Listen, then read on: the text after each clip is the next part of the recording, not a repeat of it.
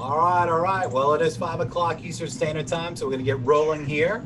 So I already did it before. Just a quick mic check. Just let me know you can hear me nice and clear. Give me a yes in that chat box. All right. Well, it is 5 o'clock Eastern Standard Time. Awesome. All right, so let's go. And so welcome to the Learning Liaisons. My name is Dr. A. I am the CEO and founder of the Learning Liaisons, and also do a lot of courses on the website in addition to our other team members. So I'm sure many of you guys have been to some of our webinars before with some of our other teachers like Sarah or Samantha or Anderson. So today we're going to focus in on the GK essay. All right, so a lot of people get frustrated with the essay because you have to realize a couple of things, because we're going to go through a lot here. And I have somebody saying they can't hear me. Well, everyone else can hear me, right? Hold on, let me type to that person. I feel bad if I keep rolling here. Malad, is your volume up? Or try closing room and come back in. There we go.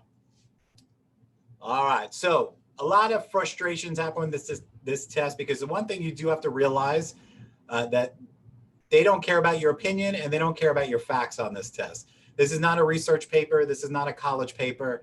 This is your GK essay. All right, this is, all they want to know is that you can answer the question, you use the right structure, and you write according to their grading rubric. All right, so I'm going to give you as much as I can in the 90 minutes we have here together. But the goal here, similar to a lot of the other GK essay webinars I do, is I'm going to model for you how to plan and how to write your essay.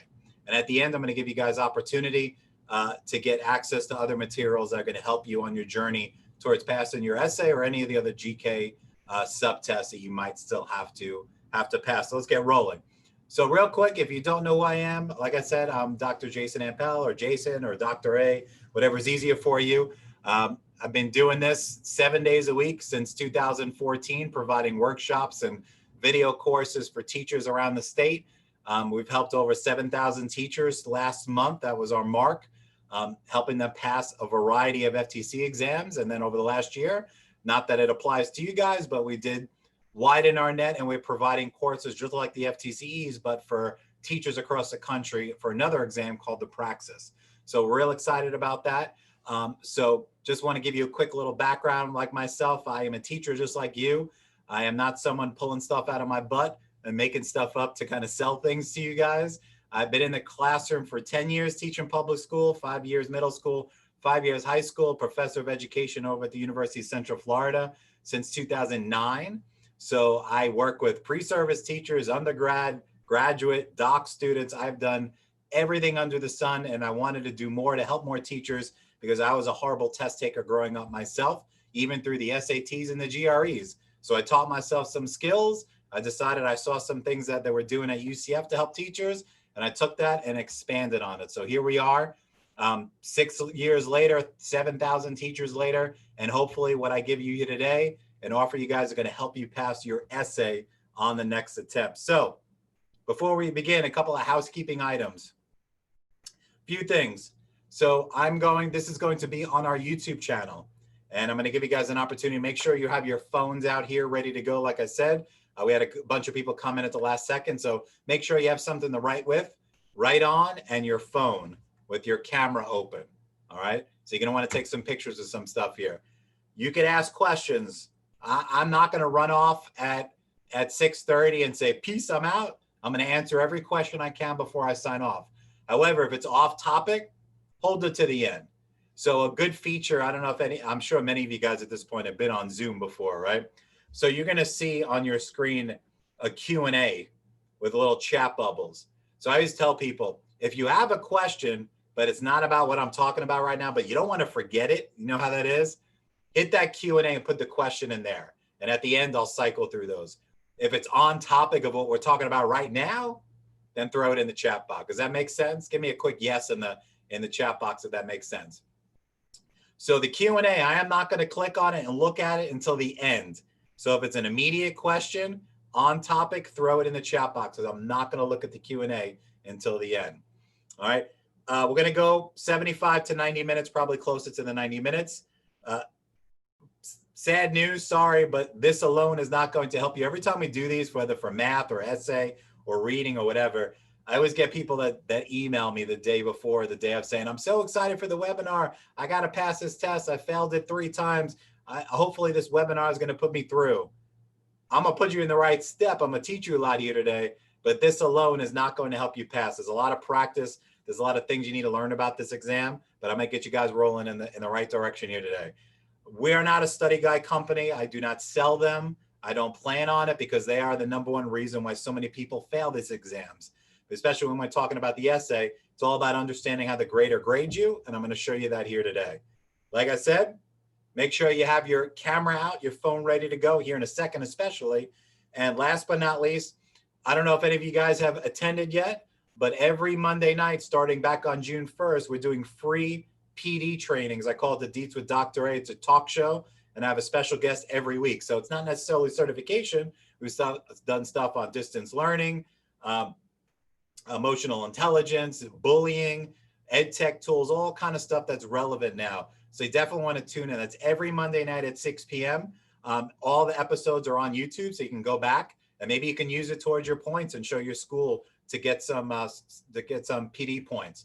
So there's probably 11 of them on the YouTube channel at this point, and there's a playlist for them. And Monday night, we have a school superintendent over from Texas, Stacy Weaver, who I've known for a long time. She's going to talk about, she was a teacher first, then a principal, and she's going to talk about how to conduct project-based learning in a virtual environment. Like I said, everything is relevant to what's going on today. So I know it's not certification, but it's going to make you a better teacher and give you the tools, especially with the whole distance learning and online learning that most of us had to encounter this semester. So every Monday night at 6 p.m. on YouTube. So you definitely want to subscribe. So with that being said, before we start going, here's your first test. All I want you to do is I want you to open up your camera. You're not taking a picture yet. Open up your camera.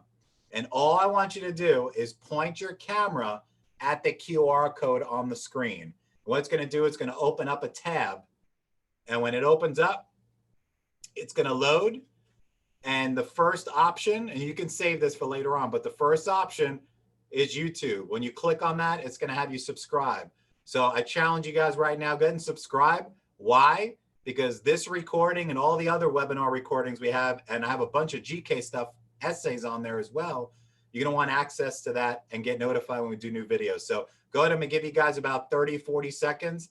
Go ahead and point your camera at the QR code, or you want the old school way, there's the URL on the screen. But if you point your camera right at the QR code, it's going to load up a page. It's going to look just like that.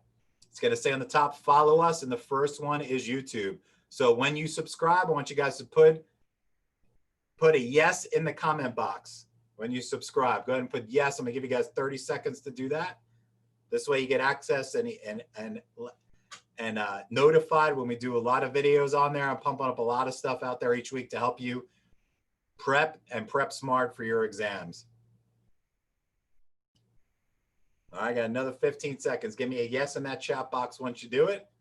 We've got a lot of cool stuff on there for all different exams. But more importantly, this recording is going to be on there.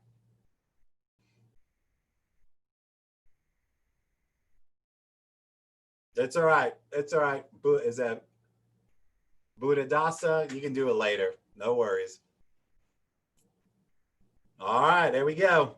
So everybody is here because you want to pass your GK essay, duh. So obviously here for another test, you're in the wrong place. So everyone's here because they want to pass their essay. And you're dealing with these ridiculous tests by the state that are not indicative of your teaching skills, nor how smart you are. So if you have failed before, right? If you fail before, don't beat yourself up. You're smart. You're an amazing teacher, or if you're a college student, you will be an amazing teacher. We need you.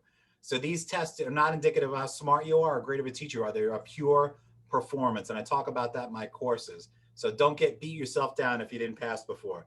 It makes teachers feel depressed, anxious, and questioning their careers. Some people think, why don't I just switch careers? This is just too difficult to pass this dang test, right? We don't want you to feel that way. It's obviously wrong. So like I said before, we've helped over 7,000 teachers get through this, all their certification exams, not because we know all the answers to the test, obviously, right? Because we care and support you. We provide resources that follow up with you. You have access to teachers. You can ask questions. We've got your back until you pass. That's our job here. But obviously, we can't take the test for you. We can show you strategies that are successful, but you got to follow them and practice them. So we're here for you. So we understand your pain because we've been there ourselves. I've been through all these exams. Every teacher that's in all of our courses have been through certification exams. We know your pain. I struggled myself when I had to take mine. I'm not going to lie about that. I'm not no genius.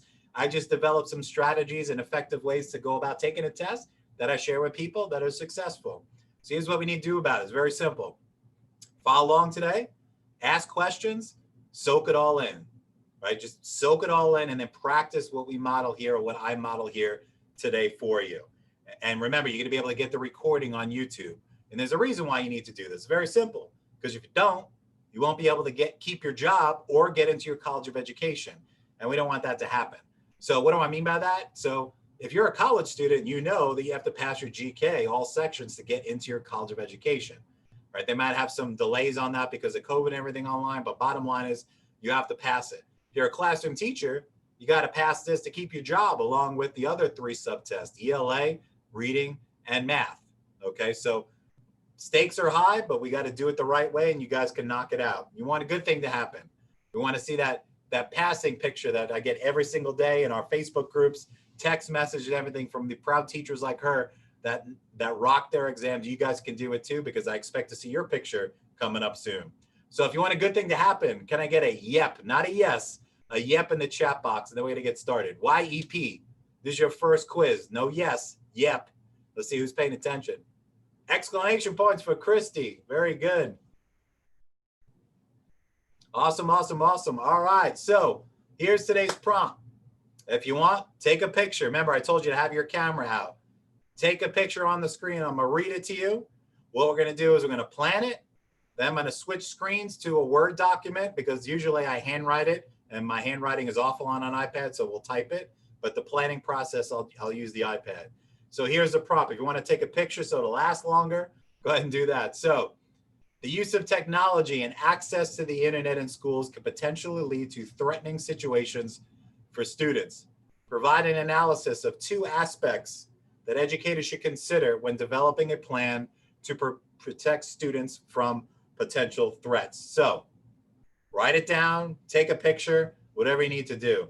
So a lot of things that I talk about in my essay courses is the first thing you need to do is you need to figure out in your head what the topic is and what the claim is of the prompt.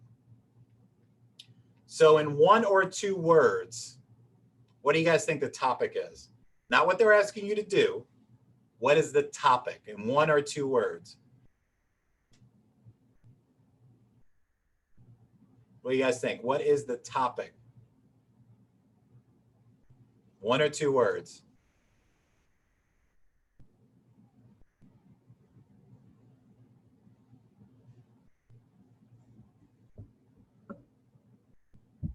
Carolina says technology. What do you guys think?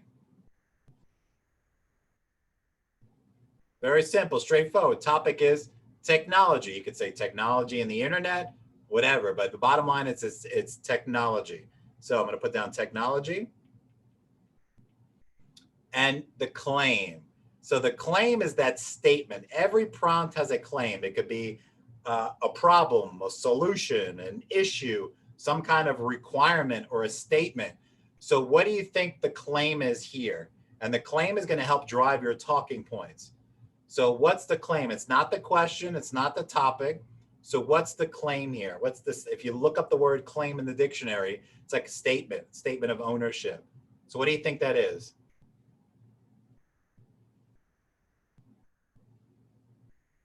Yes, Christy says it there. Potential threats, threatening situations, if you want to use the words from the prompt.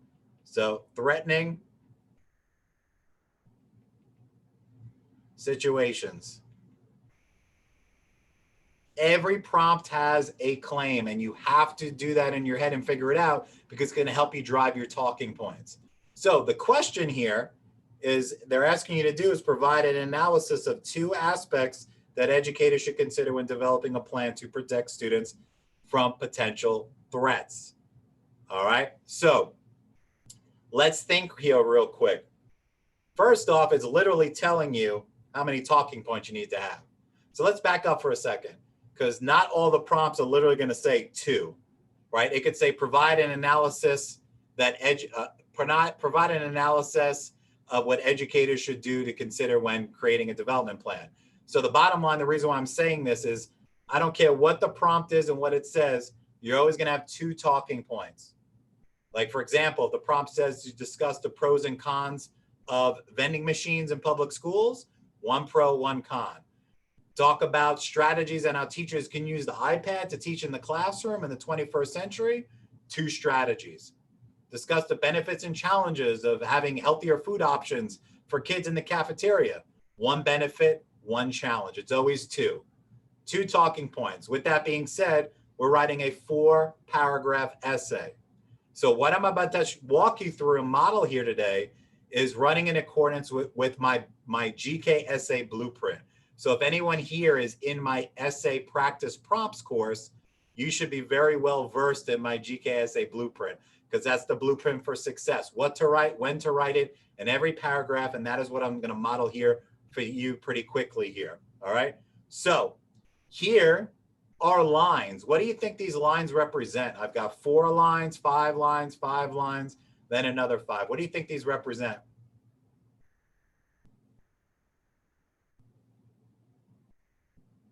Yeah, this is your paragraphs. This is your dry erase sheet. You know that dry erase sheet you get with markers that a lot of people don't use, and they scrabble a couple things on there? This is what it's going to look like. This is how you plan, and you're going to spend 10 to 12 minutes actually doing this on test day. Now, we're going to practice it here. You're going to practice it, and it's going to take you longer than 10 minutes, but the goal is to keep practicing until you get in that 10, 12, 13-minute range, even on test day. Because if you plan it the way I'm going to show you, you're going to pass every single time. It's the blueprint for success. So like I said, those people in my prompts practice course, you guys know what I'm talking about. So we're going to model that here today. So how does it work? Very simple. First things first is let's think. I want you guys to tell me. I'm not going to give you all the answers here today. We want to talk about 2 aspects that educators should consider when developing a plan to protect students from potential threats. I want you guys to give me some aspects that we're going to talk about. Now, before you put them in the chat box, before you start typing, it has to be clear, concise, and to the point.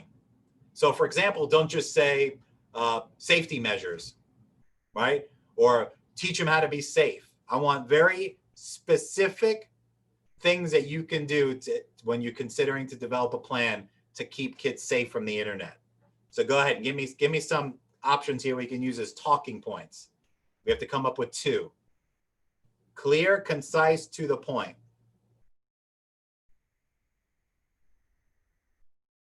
So your job as a teacher is to develop a plan to protect kids from these potential threats. Well, what should you consider? What should be in that plan? What should you be doing? Ooh, there we go. We're getting specifics. I love it, Carolina. Good job. So Carolina says firewall. Let's write that down. Firewall. All right. What else? We got a lot of teachers here, guys. I want to hear. The more you put into this, the more you're going to get out of it. I'm going to push you.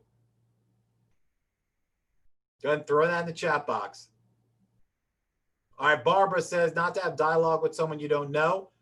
I agree with that, but let's kind of put that together and make that a little more clean, maybe more specific. That's very broad. All right, so I'm seeing a couple things that we can kind of put together. Like I like how I see Rolanda says, teach internet awareness, and then we have people saying provide training. So let's put those together. So, so training on internet awareness, how's that? Does that sound good? Train on internet awareness. I'm just making some notes for myself here, all right? So you guys write that down.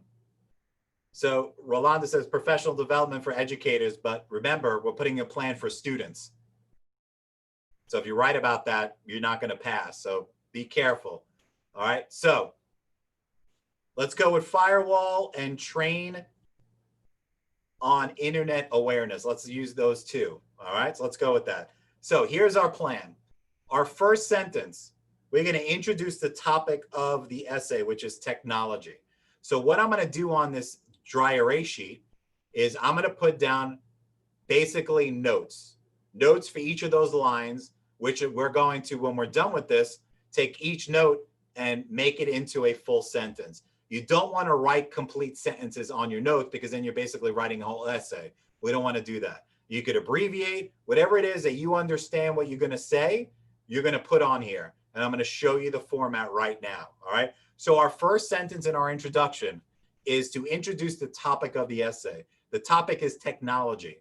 So it doesn't have to necessarily be technology in schools. We're just introducing the concept of technology. So just follow me on it. It's all going to make a lot of sense once we pull all this together and actually write this bad boy. So I'm going to put down some notes here. So everyone uses tech every day. Second sentence, I'm going to tie it to the prompt. And I'm going to make sure I put down key transitional words on my plan so I don't forget them when I want to write sentences. So watch this. Your second sentence in any prompt, I don't care what prompt you're writing about, your second sentence is always going to start with the phrase, since this is the case. Just follow me here. Trust the process.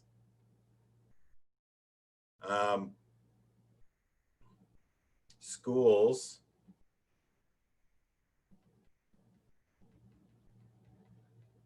all right, so we're tying it to the prompt. Our third sentence is going to state that claim. Okay, so the claim here is that it can provide threatening situations for students. However,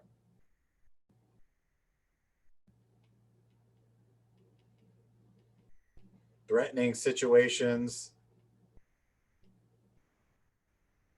arise. We could change the verbiage on. I'm just throwing down notes here.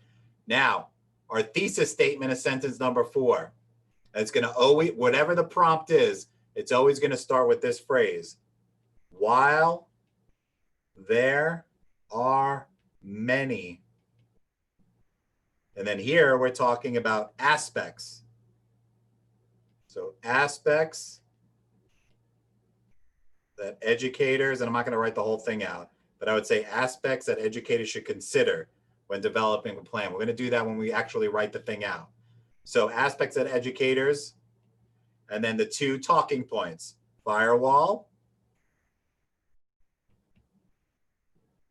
for number 1, number 2, train, internet, awareness. All right. Now, introduction, just stay with me here. Second paragraph. Guess what my second paragraph is going to be about? You guys tell me. Take a guess. What do you think my second paragraph's about?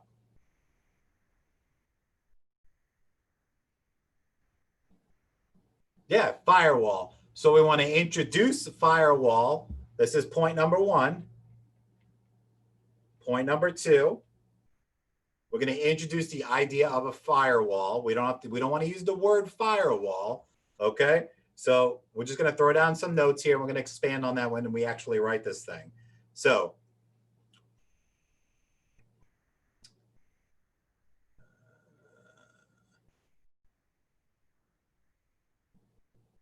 security is important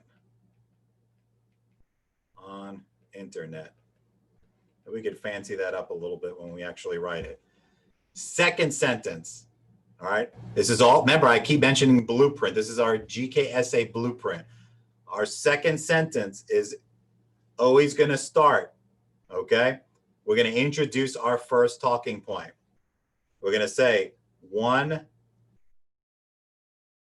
aspect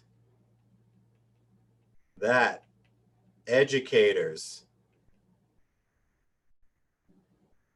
should consider. And I'm not going to sit there and write the whole thing out, but I'm going to say one aspect that educators should consider when developing a plan to protect students from potential threats is a firewall. Now, 3, 4, and 5 are our supporting details. We want to paint the picture, give the grader concrete, specific details backing up to why this aspect, why a firewall should be considered when developing a plan to protect students. And that third supporting detail, sentence number 5 and paragraph number 2, is what the state calls text evidence. That's a stat, a survey, a book, whatever. Okay, so follow me here. So you guys tell me, what are some supporting details that we can talk about to back up why a firewall is important, as educators should consider when developing a plan for their students? Concrete, clear. Go ahead and give me some examples of supporting details you might talk about. Don't just say to keep them safe, right? We want to be very specific. So we can say protect from harmful websites. We want to give examples, right? I might say such as, I don't know, pornography. What else is there? What are the bad things? Give me some examples. Social media. Give me one more. And what? Pornography, social media. We didn't get to cyberbullying. That could be something different. There's no cyberbullying websites that I know of. We're on the topic of, give me another example of a harmful website.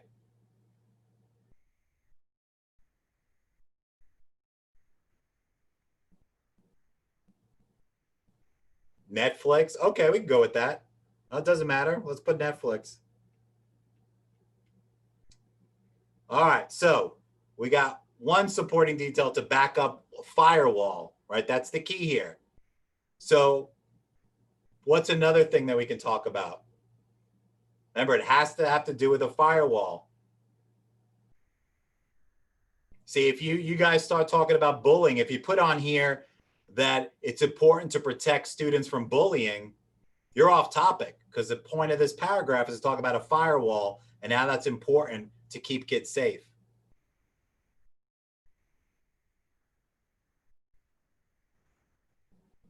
So having a firewall, protecting from harm from websites such as pornography, social media, Netflix. What else? Okay, we can go with that, Mary. I don't know if it's easy to set up. I never really did it, but it doesn't matter. You can make it up.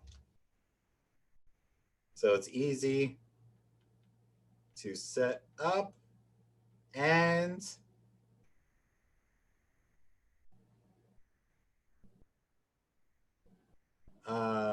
helps teachers from worrying about students online. All right, now our third one is our stat. Okay, so let's say we'll talk about this too. Let's say DOE study 2019.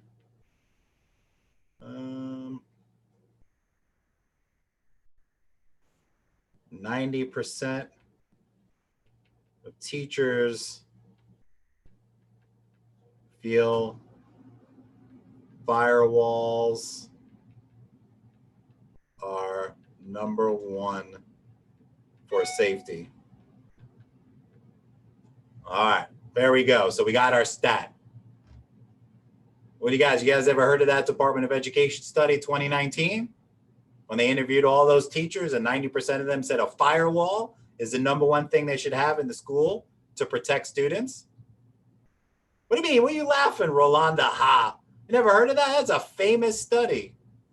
No, I'm just kidding. I just made it up. So remember, they don't care about the stats, right? They don't care about facts. They don't care about your opinion. Make it up, and you have to do that. I talk about this in my essay bootcamp courses. You have to do that. This is not a research paper. There is no bibliography, no sources cited. They're not going to fact check you. You've got to come up with some hard evidence as to why these things are important for having a firewall as a part of this plan. So a lot of people hesitate. They go, I can't make stuff up. I was told I need APA form. No, you make it up as long as it makes sense and it's logical and it's backing up that paragraph. And we're going to do the same thing in paragraph number 3 when we talk about point number 2. We're not going to do a study. We'll do something a little different. So the point of paragraph number 3 is to talk about training students on internet awareness. Okay? Internet safety awareness. So once again, same format, just a real quick review. Okay? I'm sorry, Buddha Hassa. I'm sorry, my hand. I'm going to type on the Word document though. All right? Chicken scratch. Make me feel bad now. I'm sorry. So quick review, paragraph number 2. Introduce the topic of paragraph number 2. State the talking point. 3, 4, and 5 are supporting details. The 5th one is our text-based evidence. Same exact thing, paragraph number 3, but we're going to talk about talking point number 2, which is training students on internet awareness. So let's see, lots of bad things on the internet. Another aspect that educators, now remember, when we actually write this here in a minute, we're going to write this whole thing out. Another aspect that educators should consider when developing a plan to protect students from harmful threats. We're going to do that. I'm just going to not write it out all out on here though, obviously, is training on internet awareness. All right, we're doing the same flow here. 3, 4, and 5 supporting details. All right, hit me with it. Give me some things that we can talk about, clear, concise, to the point, to back up why training on internet awareness is an important aspect when developing your plan for students. All right, so Suzanne says, provide students with knowledge on the danger that it can occur. That's a good start, but we want to have specifics, remember. So let's go with this. Provide knowledge on danger and what to do, not do online. Let's go with some of you guys here. Let's throw in a transition word here, like for example. Trainings can do a couple of things. Let's go with what you guys said. Protecting identity. How to protect your identity. What else? Give me 3. What do you mean warning signs, Mary? To help students identify warning signs?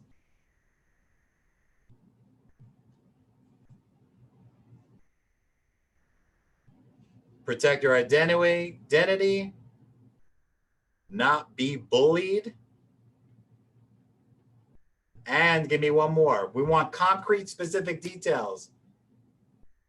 For example, trainings that help them protect their identity, how not to be bullied, and give me one more.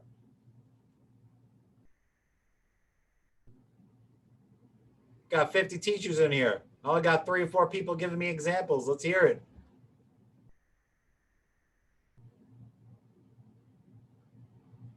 How to protect your identity, how to not get bullied. Oh, there you go. I like that one, Rolanda. Not fall for scams. All right, now we're getting somewhere. All right, sentence number 5 is our stat again. So we don't want to do the same study. You don't want to say, and some people say, well, Dr. A, why can't you just say in a recent study, blah, blah, blah. What sounds better? In a recent study, 90% of teachers feel firewalls online are #1 importance for safety, or version number 2, according to a Department of Education study in 2019, then finish it out, right? Be descriptive, paint that picture. You want the grader to go on a journey from beginning to end and feel like they understand what you're trying to say, and you're giving them great visualizations, right? It's like he's saying, well, what am I wearing? Well, you're wearing a black shirt. If I ask the question, what am I wearing? Well, you're wearing a black shirt with a logo on it. It's got a collar on it. You're wearing a watch on your arm. That's being descriptive. You want to do that on this exam. Okay. No, Rolanda could be anything. I just made that up. You could use your school district. I could say, according to U.S. News World Report, according to Miami-Dade Public Schools, according to the University of Central Florida, it doesn't matter. All right. So I like to use the easy ones. I like to use a survey in one and a study in one and a survey in another. All right. So for example, I will say, Broward County study. Oh, it's getting messy here right now. Whoop. Broward County study. 75%.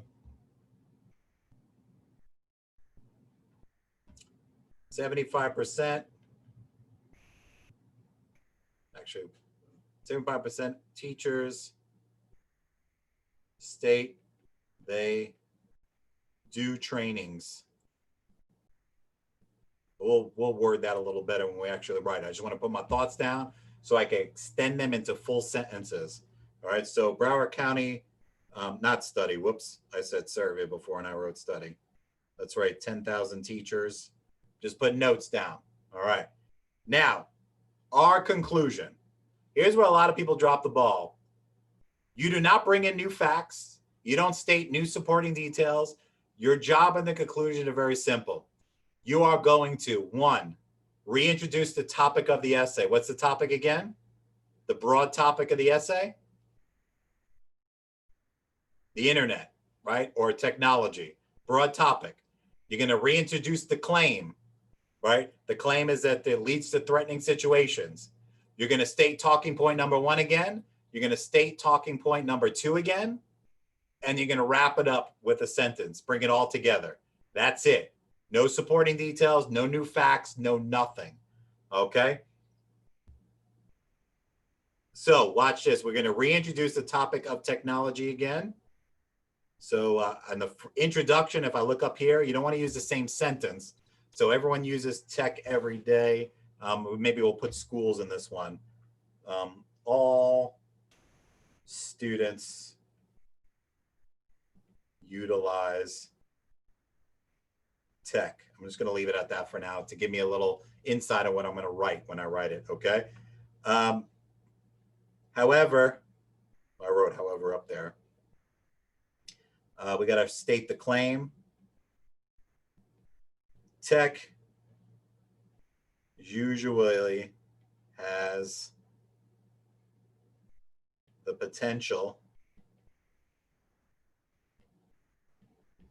for threatening situations. Bullet point number 3.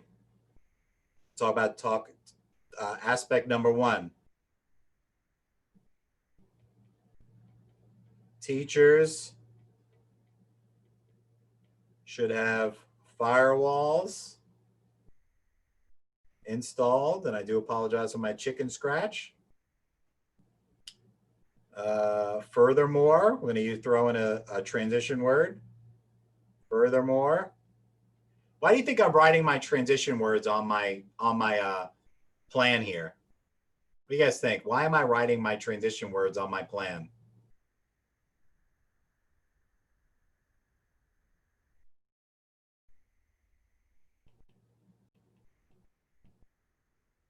Yeah, Beth. You don't want to forget them. Part of your grading rubric and your structure is transition words. They're not grading you on how many, but they're grading you whether you use them appropriately and when they're needed. So in the heat of the moment, when you got a job on the line and the clock's ticking down from 50 minutes, the last thing you're thinking about is transition words. That's why we spend so much time on the plan, because once we're done with this, writing it is a piece of cake. All we're doing is taking our ideas right here and transforming them into full sentences. That's all we're doing. So this is where you need to spend your time to make sure you nail it the right way. So furthermore, teachers should train on internet awareness. And I do apologize for all this mess here, but you get the point of what we're doing here. And the last one is You're going to start it off with, there are many aspects that educators, remember, does this look familiar? This is the thing that we're writing in our second sentence in paragraph 2 and our second sentence in paragraph 3. Journey, showing them that you're answering the question. The reason why so many teachers fail and keep getting 7s and 6s on their GK essay and banging their head against the wall is that they're not taking the grader on a journey and answering the question. You want to make sure that there's no doubt for those two people grading your paper that you're answering the question. Okay, just follow me. This is going to look great when we write this. So there are many aspects that educators should consider. I'm not going to write all that out, but in the end, it's all about students. Just watch as we write this. All right, here we go. So we got the plan. You might be thinking, what the heck's going on here? But no one's left, so we're doing a good job here. So watch as we write this. Just watch this. So what I'm going to do here is I want you guys, hopefully you've been writing along with me. That's why I told you guys to have a pencil and paper or pen and paper. But if you didn't, I want you to take a picture of this. So I'm going to give you guys about 30 seconds. Take a picture of this screen because I'm going to pull up a Word document and we're going to use these notes to write sentences. So it's a lot clearer for you guys. So I'll give you guys a couple seconds to do that. While I switch, well, let me give you some time before I switch to the Word document. And I'm actually going to put this right next to me so I can still see it. Let me know when you take a picture or you're ready to go. Put ready when you're ready to go. So either take a picture of it, or if you wrote it down as we went along, that's even better.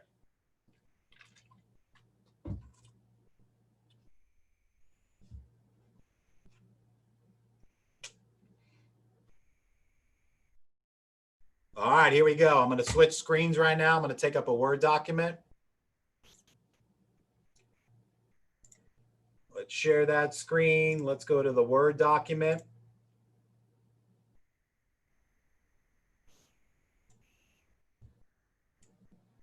All right, can you guys see the Word document with the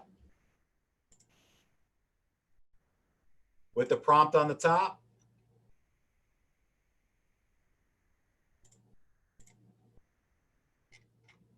Yeah, all right, perfect. So I didn't mess anything up. You never know with technology. All right, so I'm gonna put my iPad to the side. Got my keyboard ready. We're gonna take our notes and we are not deviating from our notes. It's very tiny, hold on. Is that better? How's that? Awesome, there we go. All right, so the key is you gotta practice that planning process. That's our GK essay blueprint. We'll talk about that more at the end, right? But the key is you stick to the plan right now. You don't deviate. So if you do it the right way and you put those supporting details the right way, now it's mindless, right? We're taking a little longer, obviously, because we're in a webinar and we're talking about things. But when you get this down to a T and you practice the right way, you should be planning 10 to 12, 13 minutes, maybe type for another 20, 25 minutes, depending on how fast you type, right? And then you have the last 10 minutes or so just to double check. You're going to make mistakes. Don't take this the wrong way. No one's perfect, especially when you have a limit on the clock on your screen and your job's on the line, right? So I know I'm sounding like, oh my God, it just scared the crap out of me, but I'm a realist. So I'm being very transparent. You have to think of it that way. So if you're timing yourself and planning and writing at home and it's taking you 70 minutes, you ain't ready to take the test. You got to nail this thing within 50 minutes because then you're not ready. Just reschedule the exam. Okay. So if you're writing at home, go ahead. You can write on the paper, write on your Word document, doesn't matter. But remember, you're going to be able to watch a recording on a YouTube channel. So let's take our plan and let's turn it into an essay. So get my keyboard here. All right. So our first note said everyone uses technology every day. So that's pretty much a sentence there. So I always like to start my essays with nowadays, and I talk about this in my courses. Nowadays, everyone uses some form of technology every day of their lives. So you might be thinking, no, that's not true. I don't. Who cares? Who cares? They don't care about that stuff. We're just answering the question and following the rubric. All right. Next sentence. Remember, we don't have to indent. So I know some of you guys might be thinking, do I have to indent 5 spaces? If you do it on all the paragraphs, but they're not looking at that. All right. So you don't need to indent, and you don't need a title. Okay. So nowadays, everyone uses some form of technology every day of their lives. Some form of technology every day. Everyone uses some form of technology every day of their lives. Okay. Since this is the case, remember that transition word. I don't care what the prompt is. So if I said, discuss the pros and cons of vending machines in public schools, for example, my first sentence might be, everywhere you go in the United States, it's hard not to find a vending machine. Since this is the case, schools now have vending machines. Right there, you see where I'm getting at? So introduce the topic, tie it to the prompt. So since this is the case, comma, schools utilize technology in class on a daily basis. So remember, we're taking our notes and we're expanding them, adding words, trying to use some college level English, right? Like utilize instead of uses, next level up stuff. So since this is the case, schools utilize technology in class on a daily basis. Now we have our claim, however,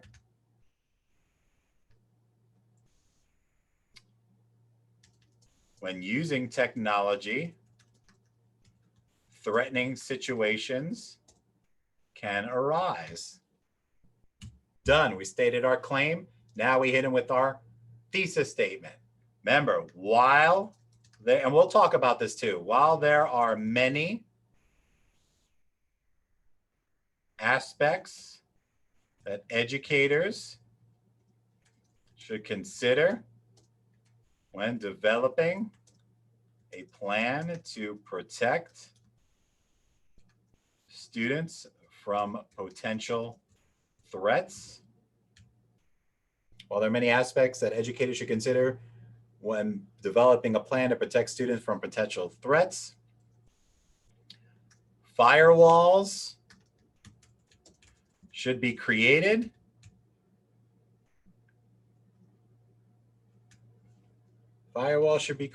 and trainings delivered on internet awareness for students.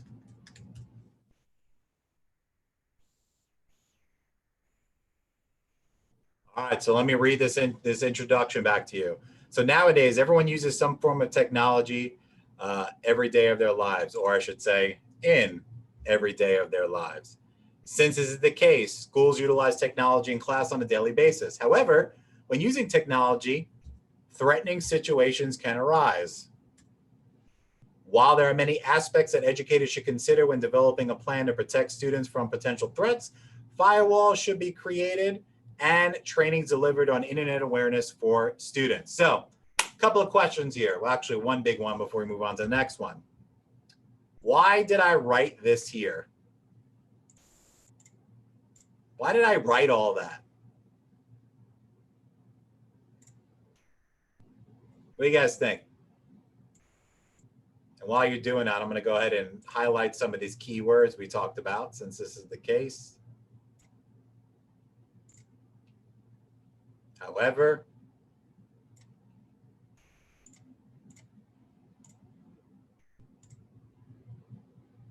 yeah, you need to restate the prompt.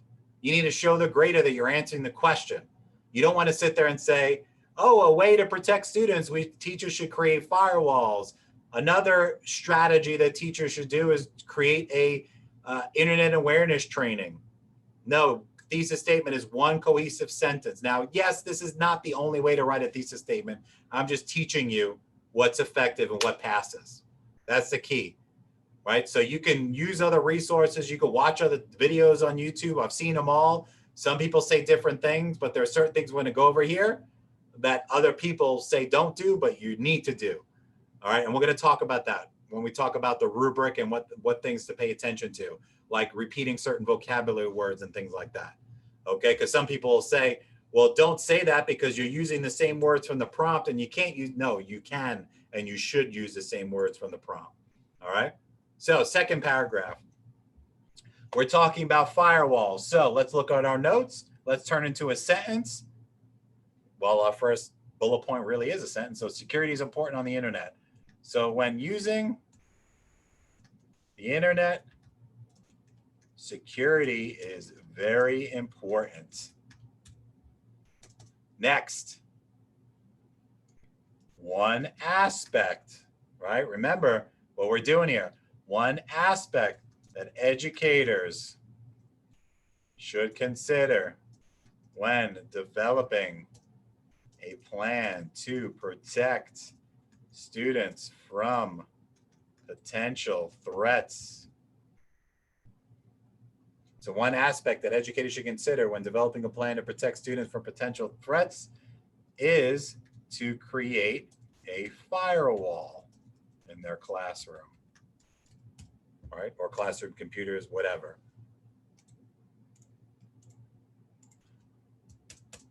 Now, we introduce the topic of the paragraph, which is security, because we're about to talk about a firewall, right? We lay out the talking point in sentence number 2, which is the firewall, right? And the key aspect here before we keep moving is you have to use firewall. I read a lot of people's essays that they don't even mention firewall in that second sentence. They talk about something different. Take the grader on a journey from beginning to end, clear, concise, to the point. I'm going to say that over and over like a broken record. All right. So third sentence, now we hit them with the supporting details. Paint that picture. So firewalls can protect students from harmful websites. I'm reading right off our notes here. Such as pornography, social media sites, and what's the last thing we wrote? Let's say movie sites like Netflix. Bam. Now, some people might say, well, Dr. Ray, why can't I just say firewalls can protect students from harmful websites? That's true, but you're not painting the picture. Give it concrete examples. Look at the grading rubric from the DOE. They want specific examples to back up what you're saying. Don't be general, and don't give opinion either. They don't care about your opinion and they don't care about the facts. I know that sounds silly, but that's the truth. Answer the question, follow the rubric. Next, we wrote down easy to set up and helps teachers from worrying about students online. Okay, these are easy to set up, and I already forgot what I read there. And it helps teachers minimize how much they worry about what their students are doing online, right? So somebody might say, well, Dr. A, they're easy to set up and help students minimize how much they worry about what their students are doing online. Some teachers might go, well, no, that's not true. They can still get around the firewalls. Well, who cares? I know that's true. They could that you're don't overanalyze this. Clear, concise, to the point. Who cares? Last line of first paragraph. Well, we're going to go back and read this if I made any errors. I'm typing on the fly here. Firewall should be created and trainings delivered on internet awareness. We'll reread this together. All right. They are easy to set up and help teachers minimize how much they worry about what their students are doing online. And we got our stat. So according to a study conducted by the Florida Department of Education in 2019, 90% of teachers feel that firewalls, what do we say here, are the #1 way to create internet safety for students. All right, paragraph number 2. So a couple of the blueprint items here. One aspect that educators should consider, we repeat that question. Talking point, sentence number 2. All right, according to a study. Pay attention to these things here. These are the things that you're going to do in any prompt. I don't care what the prompt is. Same blueprint.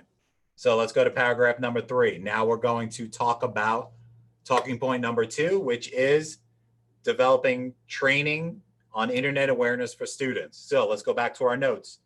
There are lots of bad things on the internet. There we go. There are a lot of bad things on the internet. Now, we probably could come up with a better word than things. You guys have any suggestions instead of bad things? What do you guys think? There are a lot of bad things on the internet? Well, tremendous is a good word, but tremendous means like big, like I get a tremendous amount of money, right? That, you know, I got a tremendous car, a big car. Okay, there we go. Content, I like that. So there is, we have to change it then. There is a lot of bad, inappropriate, even better. A lot of inappropriate content on the internet. Now, some of you guys might be thinking, well, what the hell is that? What the heck does that have to do with a plan on awareness? We're laying the groundwork. You don't want to start the paragraph by an aspect of blah, blah, blah, blah, blah. A lot of people do that, right? We want to take them on a journey. There's a lot of inappropriate content on the internet. Another aspect that educators should consider when developing a plan to protect students from potential threats is by creating, what we say here, or providing, is by providing training on internet awareness for students.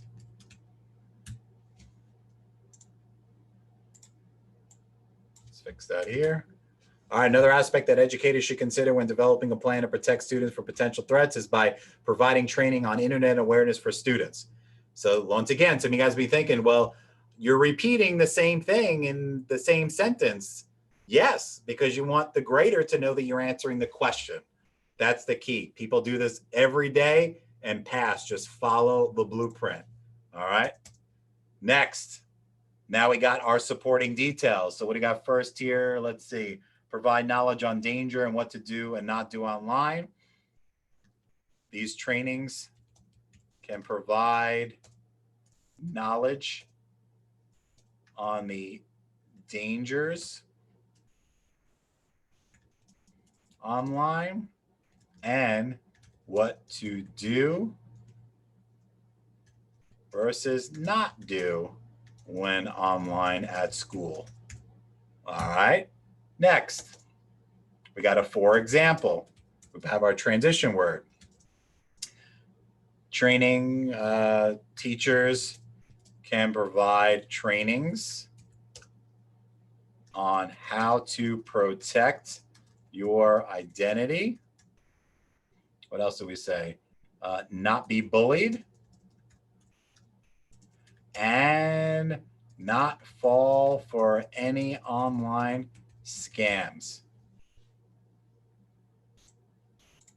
These trainings can provide knowledge on the dangers online and what to do versus not to do when online at school. We could say when on the internet at school. You don't want to use the word online 2 times in the same sentence. For example, teachers can provide trainings on how to protect your identity, not be bullied, and not fall for any online scams. Not fall for online scams. All right. Now we got our stat here, a survey. So according to a 2020 survey of 10,000 teachers conducted by Broward County Public Schools, and you can say any school or any, doesn't matter. You can say a magazine, doesn't matter. By the way, you don't have spell check on your computers when you take the test. If some of you guys are first-time test takers, just a side note there. So for example, teachers can provide trainings on how to protect your identity, not be bullied, and not fall for online scams, according to a 2020 survey of 10,000 teachers conducted by Broward County Public Schools. What we say here.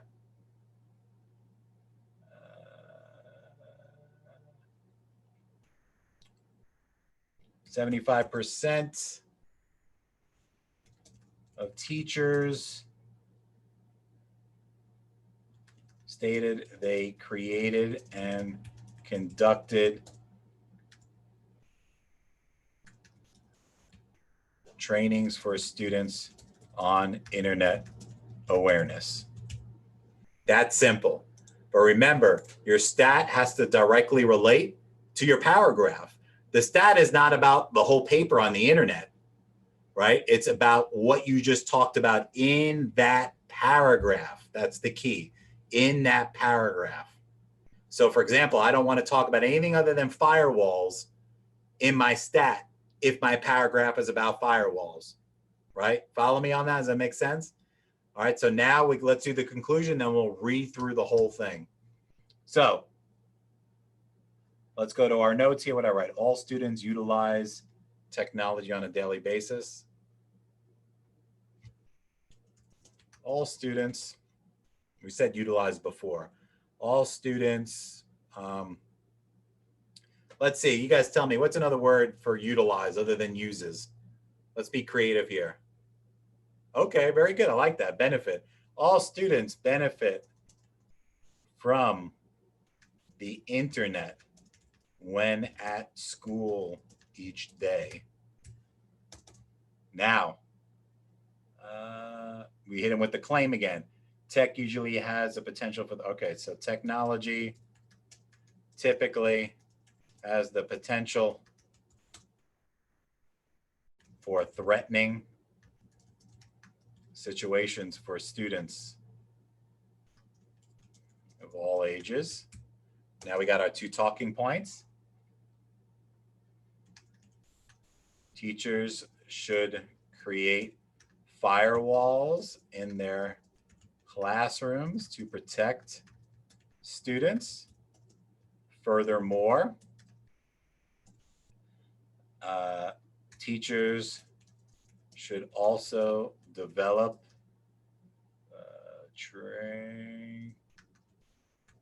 trainings on internet awareness for their students. Last sentence, here's our blueprint item. I don't care what the prompt is, you always can end with this sentence, okay?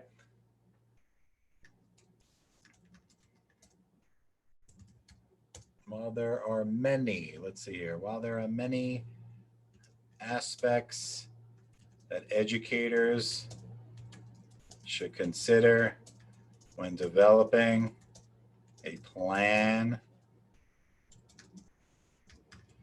to protect students from potential threats online. Let's fix these. Remember, you don't have spell check. I'm just cheating here a little bit since we're online. So while there are many aspects that educators should consider when developing a plan to protect students from potential threats online, in the end, it is all about what is best for our students in the long run.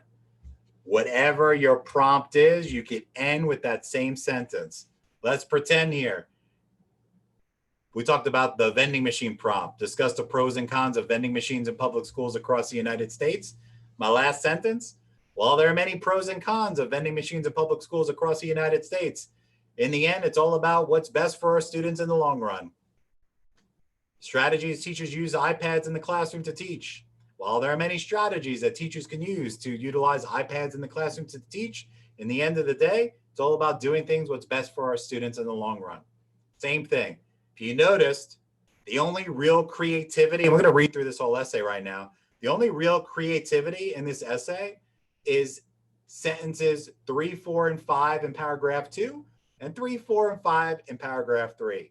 Everything is pre-written with this blueprint I just went over. We'll talk about that more at the end, because I want to make sure all you guys pass on your next attempt.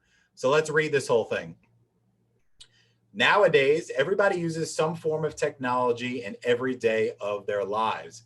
Since it's the case, schools utilize technology in class on a daily basis. However, when using technology, threatening situations can arise.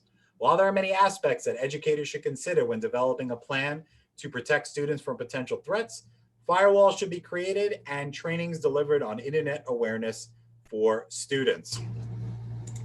When using the internet, security is very important.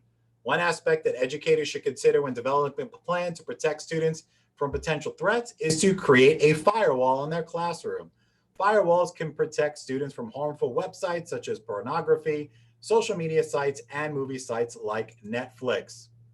These are easy to set up and help teachers minimize how much they worry about what their students are doing online. According to a study conducted by the Florida Department of Education in 2019, 90% of teachers feel that firewalls are the #1 way to create internet safety for students. There's a lot of inappropriate content on the internet. Another aspect, see what we're doing here, this is important. Another aspect to consider when developing, another aspect that educators should consider when developing a plan to protect students from potential threats is by providing training on the internet for students. Internet awareness, training on, I don't know why I'm putting that in, on internet awareness for students. These trainings can provide knowledge on the dangers online and what to do versus not to do on the internet at school. For example, teachers can provide trainings on how to protect your identity, not be bullied, and not fall for online scams. According to a 2020 survey of 10,000 teachers conducted by Broward County Public Schools, 75% of teachers stated they created and conducted trainings for students on internet awareness. All students benefit from the internet when at school each day.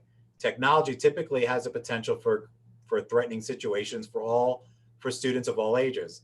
Teachers should create firewalls in their classroom to protect students. Furthermore, teachers should also develop trainings on internet awareness for their students. While there are many aspects that educators should consider when developing a plan to protect students from potential threats online, in the end, it's all about what is doing best. In the end, it is all about what is best for our students in the long run. Now, do we have any questions about each of these paragraphs? Let's start with the introduction. Does anybody have any questions, specific questions about the introduction? You can use your microphone or put it in the chat box. Now, do we have any questions about each of these paragraphs? Let's start with, so we're introducing the topic, laying the claim out, having our thesis statement. Second paragraph, introducing the topic of the second paragraph, laying out the aspect that we're talking about. 3 supporting details, giving concrete details, examples. Problem is that people don't answer the question.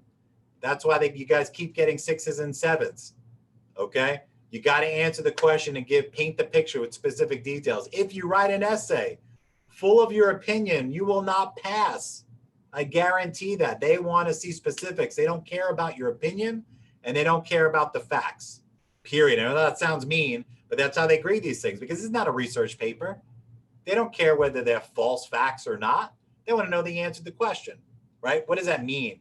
That means if we're talking about internet safety and you're sitting there like, oh my God, I can barely check my mail on my phone or take a picture or go on Facebook. What do I know about internet safety? Anything. You can make it up.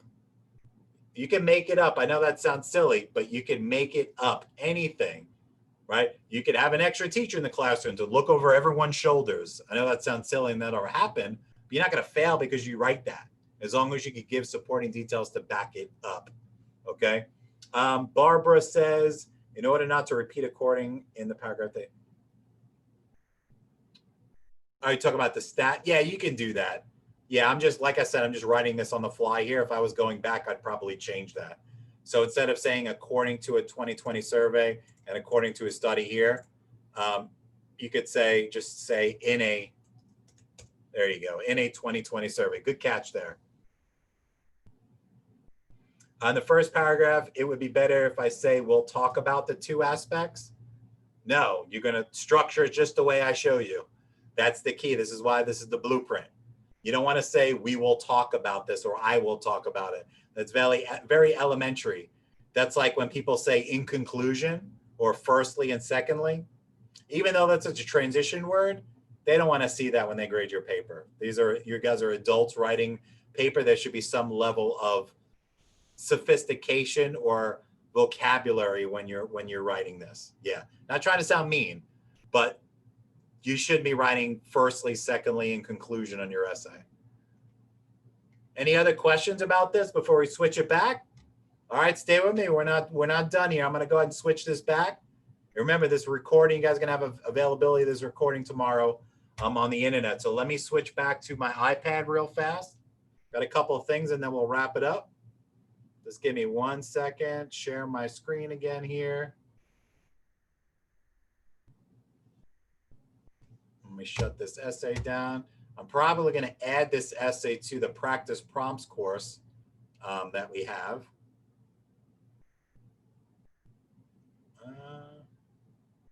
All right, can you guys see the planning again? You guys see the planning? Is that back up on the screen, right? No, you can't see it? Uh-oh, I gotta hit share screen, that's why. There we go, can we see it now? All right, sorry about that. I forgot to hit the share screen button. All right, so did we learn anything? Did you guys learn anything today? Hopefully I didn't waste your time. Everybody's here from start to end. So apparently we're learning something here today. So you guys feel a little bit more confident? I know it was pretty quick. I know I just went through one prompt, but I wanted to kind of model for you the format, because the format stays the same regardless of the prompt. So obviously everybody enjoyed the presentation so far, because you're telling me that you learned something. You think this is going to work for you, because this is literally, I hate to say the word foolproof, but when you do it the right way, thousands of people have passed their essays. Now, yes, some people do my course, so they come to a webinar and they still fail. And if I look at their essay, their supporting details are not answering the question. You just got to practice the right way. That's the key. So who wants to take it to the next level? Who wants to make sure that they have what they need to pass their essay, right? Because this is great, but like I said at the beginning, you can't just take this and roll out and pass a test. There's a lot of things you need to understand: the grading rubric, the do's and don'ts, and have what you need to practice. So like I said at the beginning, it's just one small piece of the pie. I understand as an educator and as a teacher and doing this every day that you guys have probably spent a lot of your hard-earned money on resources that didn't help, or you went out there and tried to find free stuff that actually made things work for you.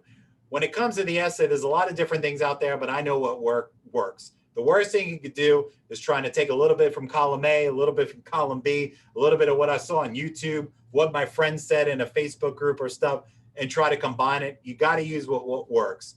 So please take into account, if you're new to Learning Liaisons, go to our Facebook page, check the reviews, go to Google, check our reviews. I just pasted a couple of them on here. It's all about strategy. We've got hundreds of reviews. We've helped thousands of people pass. It's all about strategy. So we have on our website what we call a GK essay bundle. We have a lot of GK essay resources. We have an essay, a boot camp, which goes through the grading rubric, the structure of each paragraph. I have a practice prompts course that has 11 essays in it, where I literally do what we did here 11 times. I'm actually going to add this video to that course too, where I plan and I write, and you could print out completed perfect essays. That's our prompts practice course. I have a thing where you can send me an essay in the website, I grade it, and I make a video explaining all your edits, and I send it back to you.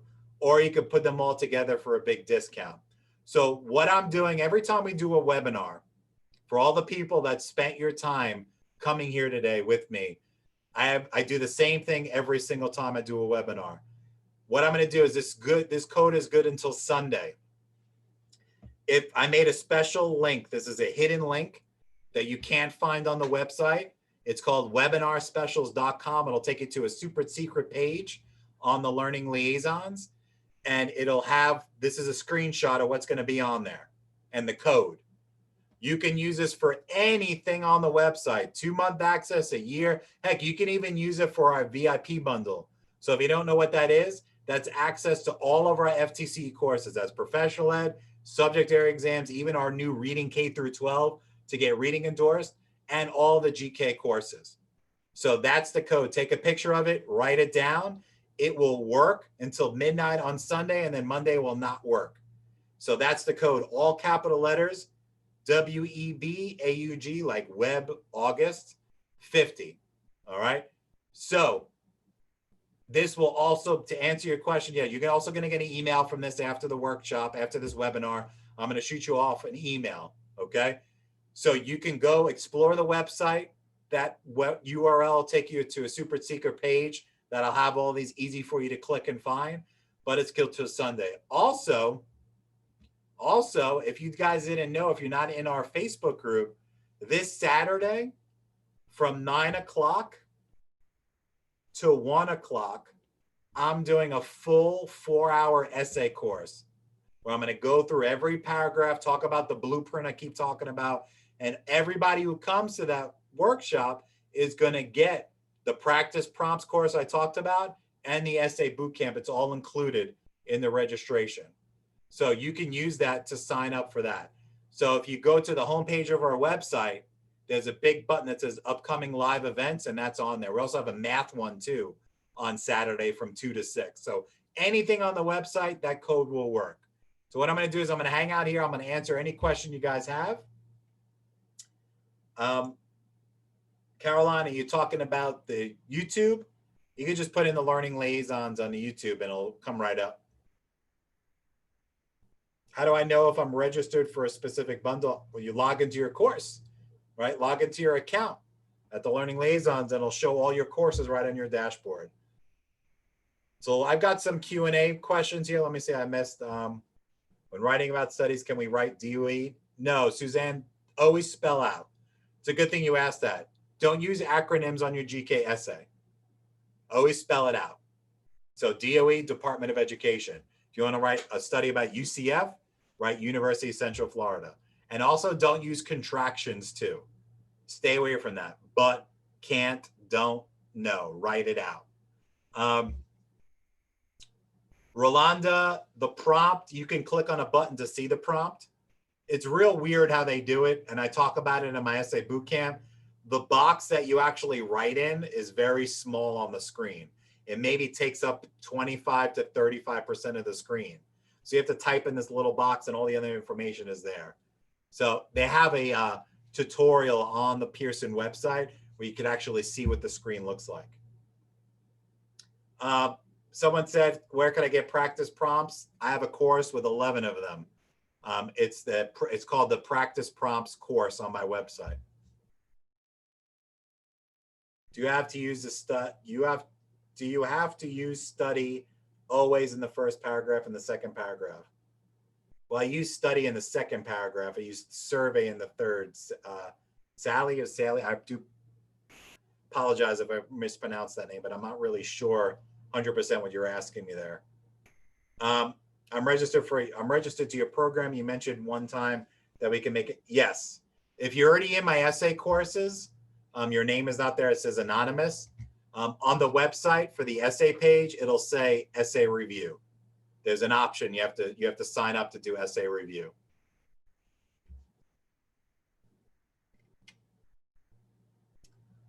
Teacher never. Carolina, on teacher.net, on TeacherNet, have the prompt that comes on the GK test. I'm not sure what you're asking. Yeah, you can get topics there, but be careful. Here's the one thing that I really want you guys to understand before we wrap this up. And I'm not being judgmental. I do this 7 days a week. Like I said, I'm not kidding when I say do 7 days a week. I love what I do. For the last 5.5 years, 6 years, the worst thing someone could do for the essay is ask somebody what prompt was on their test, or go on places like TeacherNet, and I've been on there before, in blogs, when people say what prompt they have, because this is what happens and I see it all the time. And I really don't feel bad for teachers when they do this because I try to protect them. If someone says they saw a prompt and you get like 3 or 4 prompts, what a lot of people do is they'll sit there for weeks and they'll take those prompts and they'll just write them over and over again, right? And they think that they're going to walk into that test and see that prompt. And guess what happens? One, they don't see it. They're like, holy crap, and they fail instantly because they don't know what they're doing. Or two, they might see something similar and they still fail and they get angry. How could someone fail the GK essay and they actually knew the prompt walking into it? What do you guys think about that? How could someone fail an essay even though they walk in and they've been practicing the prompt that they see on the screen? You guys tell me.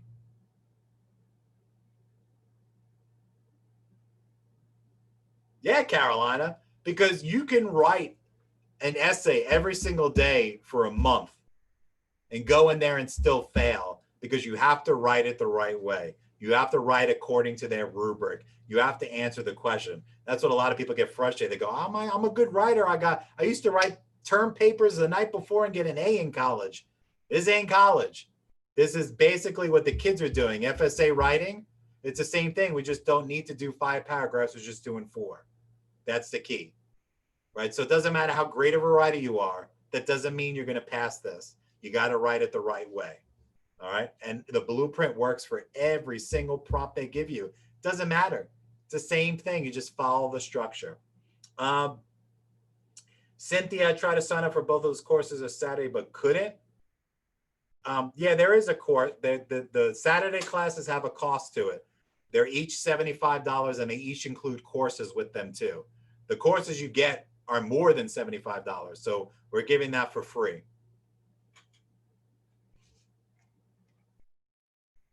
Martha, I'm not either. You guys can't see, but I'm a finger, what do you call it? Like a finger poke.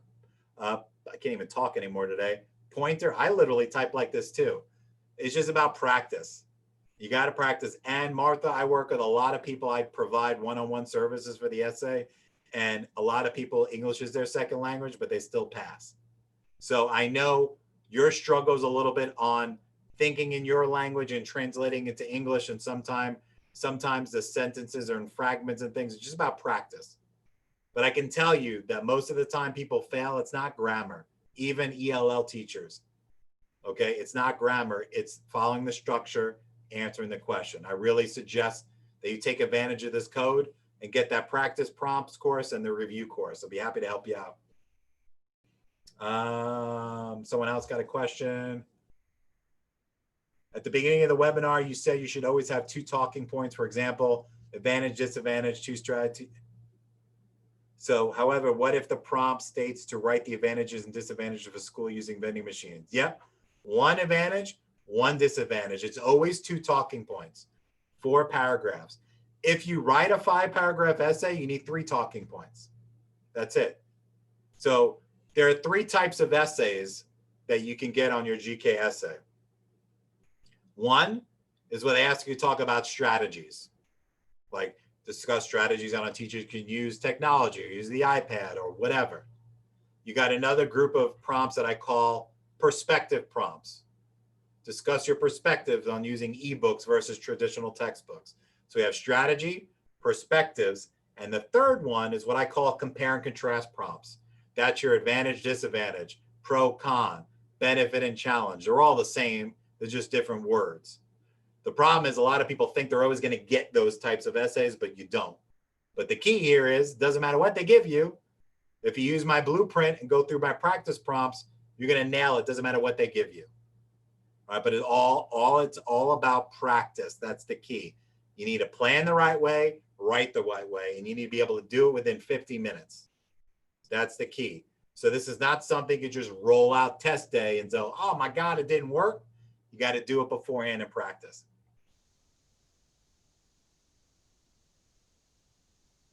Yeah, appreciate that, Cynthia. Yeah, we've got amazing teachers on our staff. I handpick them. They're nothing but the best in their area of expertise. So you guys are in good hands with our courses. I think I got everybody's question here. Before I wrap it up here, anyone else have any questions, comments, concerns? Remember, take a picture of this. The recording's going to be on YouTube tomorrow. Feel free to share. Please share the recording on your social media and any groups you're at, blogs, whatever. Share the webinar, right? We got a bunch of other essay webinars on there. I've got GK Math, GK Reading, Professional Ed, Subject Area. Got a lot of cool stuff on our YouTube channel. But remember, those are very small segments. So the full comprehensive versions obviously are our courses on our website. But like I said, you can use that code for anything on our website through Sunday. Yeah, Melrose, the practice prompts is a different course. That's not the boot camp. The boot camp breaks down the paragraphs, goes through the blueprint. The practice prompts course is nothing but prompts and videos of me writing it.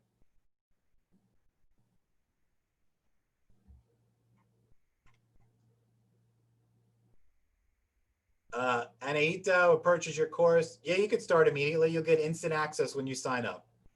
Instant access. I always recommend about 3 weeks or so to prepare for a test.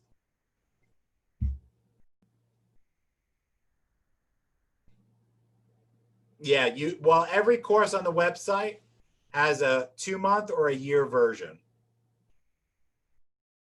That's the thing. It's all 2 months or a year. So when you click on a course, you'll see a big blue bar under it. You want access for a year, click on that.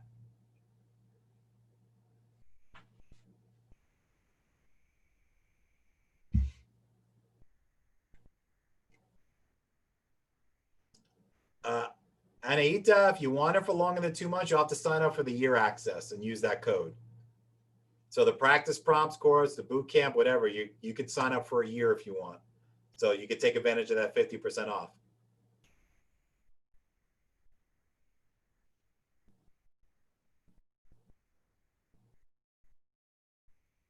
Melrose, there's an option on my website to sign up. You have to pay to register for that to send me an essay, because I get people every day that send me essays and I can't possibly read them all. So I spend a lot of time editing essays and making videos for people.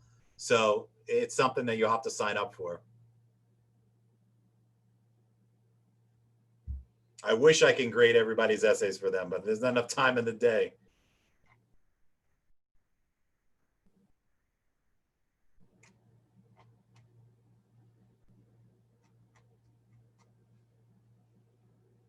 All right, guys. Well, it's about to be 6:30.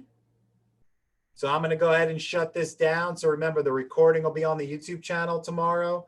Please share it in your circles, on your social media, and your Facebook groups, wherever you're at. Feel free to share it. It's going to be a good give people a good head start on what to do, what not to do when they're writing their essay.